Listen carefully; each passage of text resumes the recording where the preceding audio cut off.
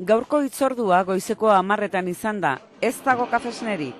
Barazki purea, indio jarra, freskagarri bat eta orduari dagokion jakibakarra Filipino tankerako galetak. Gaur purea ikusi otenin, bizkate raro. Nahiko fuerte izen da, etxeko purea zoitzute, bizkat diferentia. Bizkate jatzuna raro da, zatozen orduetan horrek jakizak jatia. Da ez da, igual goizeko 10 marmitxaku bat, da holako gauza jandouz, da ez da, 8 pizza bat, da bizkatanetik jandouz. Profesionalen eredua jarraitzen dute prozeduran, baina eman behar duten epaiak ez du horren fina izan behar. Konsumitzaile kata bat egiteko pertsona kopuru handia behar izaten da. 60-80tik gora.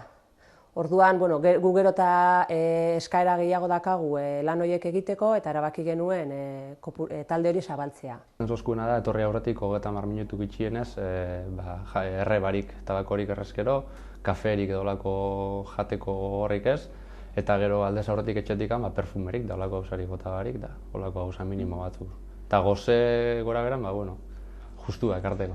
Lea Artiker, elikadura alorreko ikerkuntza zentroa da. Inguruko enpresei ematen die zerbitzu Lea Artibain. Arrain eta barazki kontserberak, haragi eta esneki ekoizleak dira, gero eta gehiago kontsumitzaileen iritzia ezagutzeko katak eskatzen dituztenak. Produktu berri bat garatzen danean, nahi da jakin, produktu hori gero merkatuan ze exito edukiko duen.